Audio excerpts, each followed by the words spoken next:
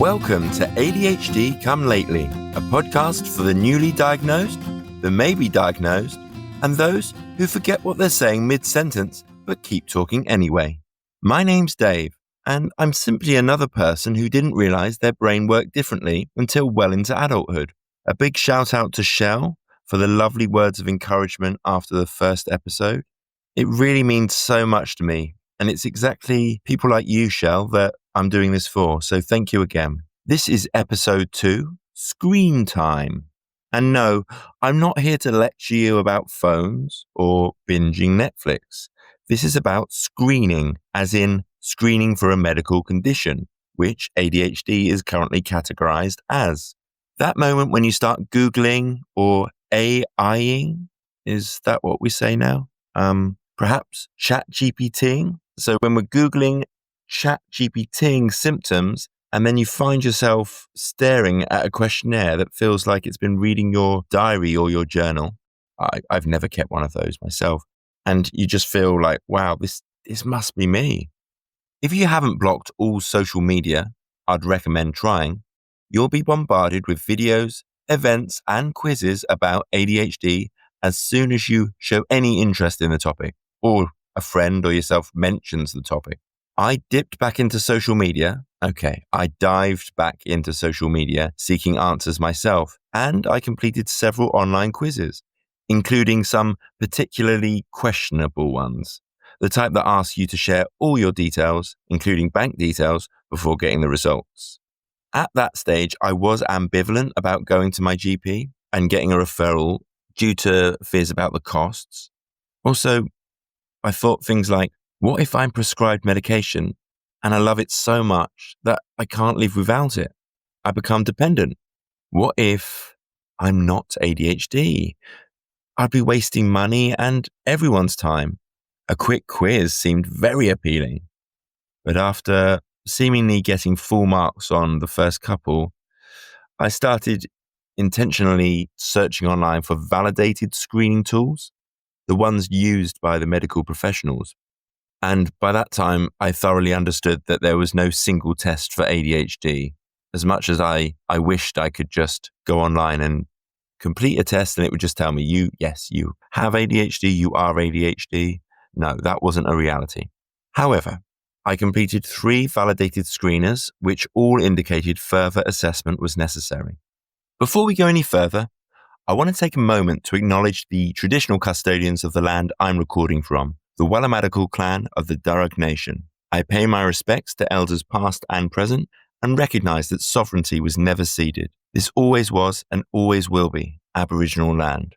I also recognise the living experience of those navigating ADHD, especially those whose voices have been underrepresented or unheard. Women, gender diverse or non-binary people, First Nations peoples, people from diverse cultural backgrounds, neurodivergent folk who didn't fit the stereotype, and anyone who's been dismissed or mislabeled along the way. So, back to the screeners. Whilst I still questioned the validity and accuracy of some of the answers to screening questions I'd given, they all suggested that further assessment was advisable. I considered my options.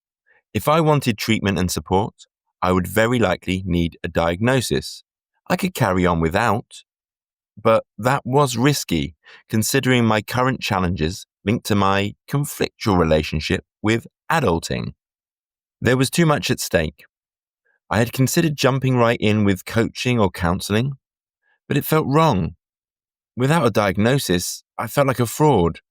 The costs of getting a psychiatric assessment seemed high, but it was all outweighed, in my mind, by the possible benefits. The bottom line was that carrying on as I was would almost certainly result in very negative consequences. I'm not homeless. I'm not in prison. I'm not unemployed. I've got a lot to be incredibly grateful for, especially my wife and my boys. We have a roof over our heads, food in the fridge, and on the surface, I look like a functioning adult. Yes, I recognize my privileges, yet I think a lot of people believe you have to hit rock bottom before you're allowed to ask for help. It's as if, unless your life is visibly a train wreck, You should just soldier on, stop complaining, and be thankful. You don't need to be crashing to feel like you're barely staying on the tracks. For me, ADHD wasn't about flames and destruction. It was about pressure, the pressure of holding everything together, the constant fear that I'd forget something important, drop the ball at work, or even worse at home, snap at someone I love, or just totally unravel. It's not about the crash. It's about living every day knowing that one might be coming. That's exhausting. That's reason enough. So if you're listening and you've ever thought, I'm not doing that badly, maybe I don't need help, I get it. But I also want to say your struggles are valid, even if you're still standing. You don't need to justify seeking answers off the back of a disaster. Sometimes the quiet chaos is enough. So, after several months of procrastination, I booked to see my GP. And, as mentioned in the first episode, they had no doubts that I would be diagnosed with combined type ADHD. I'd like to take a moment to talk about ChatGPT and AI. I know there can be obvious confidentiality concerns about sharing any personal details online. I did find ChatGPT really helpful in getting my thoughts together. I could have spoken to friends, but I felt ashamed. I didn't feel like I could. I did speak to family and I had some really wonderful support, but ChatGPT was there and available. I had an account, a free account, and impulsively, I just dismissed all worries about sharing everything. And I went on and I spoke to Val. That's the preferred voice for me. And I spoke to Val about ADHD. And I was pleased, albeit mildly frustrated, that I was repeatedly told to seek advice from a medical professional. Val was incredibly validating, but reminded me ChatGPT cannot diagnose me and I need to seek professional support. With ADHD, you don't have to have all the symptoms, but to get a diagnosis, they need to show up in more than one setting, like work, home. I have my relationship with my wife. I have my relationship with my children and my parenting. Then you have bills and other boring stuff that you have to deal with. You also have to show with ADHD that they've been around since childhood. Not being assessed yet, I don't know how this is done, but I've read online that some people get their old school reports. I haven't been asked for any of this documentation myself, but my memory is incredibly hazy before secondary school. So it will be interesting. I think I will definitely need to ask for some school reports. Most importantly, the symptoms have to actually impact your life negatively. So ADHD isn't just being a bit forgetful or quirky. It's when those traits start messing with your relationship, your job, or your mental health. Not getting very far with Val and ChatGPT, I pivoted to ask it to listen to me talk about my life story. Now, this sounds like a classic case of confirmation bias. I was thinking of everything that might be linked to ADHD, and the more I fed in, the more ChatGPT seemed to agree with the behavior or experience being relevant. It was, again, very validating, and part of me did really worry that absolutely anyone might be able to do this because you just cherry pick the parts of your life that fit with ADHD. However, I had to trust that a psychiatrist wouldn't be duped, and I wasn't making up stories as well. I was telling ChatGPT what I hoped to convey and explain to the psychiatrist, except I know with a psychiatrist, I will not have nearly enough time. I'm not great on the spot as well. I prompted ChatGPT to consolidate all the information and create a summary for the psychiatrist. It felt like cheating, but ultimately, I was saving myself the stress of trying to recall information and experiences that were often deeply buried. I'll let you know how the assessment goes and if any of this preparation was actually useful or necessary. Go on, be a devil, like and subscribe, and why not share with a few of your friends or people who you don't like? Now, just reminding you all again that I'm not a doctor, I'm not an expert, I'm just someone who's going through this process right now, trying to figure this all out.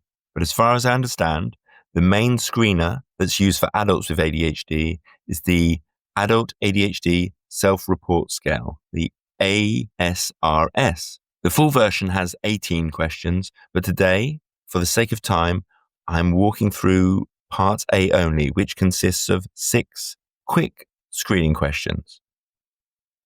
Going through the screener for me felt like being in a changing room at TK Maxx, knowing that hardly anything I grabbed is likely to fit, and I'm exposed under the harsh lighting and multiple mirrors. With a rosy face, it won't be pretty and it will be deeply revealing. So now, I'm going to attempt a Freudian accent for these questions. If you're listening at home or in a safe space, please feel free to pause and answer each question yourself. So the responses to all the questions are never, rarely, sometimes, often, or very often. So that's what you'll be answering each time.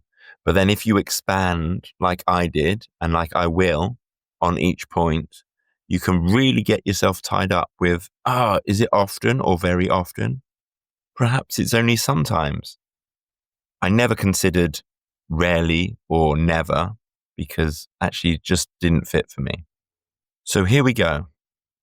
How often do you have trouble wrapping up the final details of a project once the challenging parts have been done? Well, this is very often for me. I tend to get things 80 to 90% done. That's probably quite generous, actually. And then I stop. It's almost like I subconsciously stockpile unfinished tasks so I can knock them over all at once for a burst of satisfaction. But that rarely, if ever, happens. Taxes are a classic one for me, but even small jobs like putting away laundry, I'll do most of it and then leave the last part for later and sometimes for days. And it's just like, why? Why am I doing this? It's not impacting negatively on my life to have a bit of laundry lying about, but I'm sure there are bigger examples. I used to do this playing Tetris as well. So I'd save up for the big payoffs, and it was a terrible tactic. And I was just awful at Tetris, to be honest. How often do you have difficulty getting things in order when you have to do a task that requires organization? My wife regularly tells me that I prioritize the wrong things. I do things in an illogical order.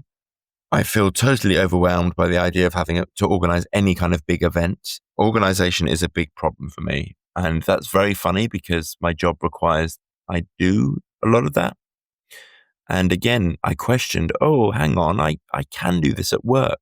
I'm much better at work than I am at home. But I think masking is a huge thing here.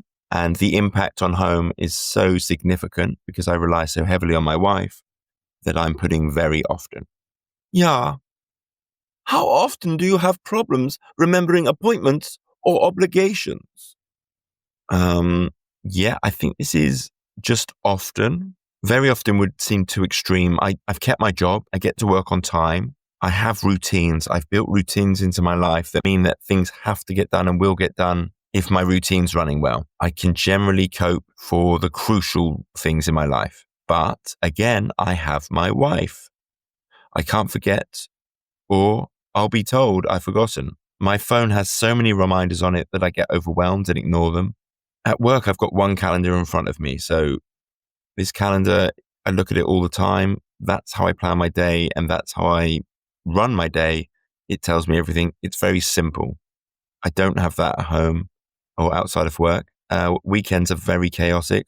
I'm always on tenterhooks waiting for my wife to tell me that I've missed or forgotten something else. My wife can literally tell me or message me, because I say, please message me because I won't remember, the day before. And unless it's something really important, like her birthday or my son's birthdays, I'll be asking in the morning again, so what's the plan today or for the weekend? And of course, that's infuriating.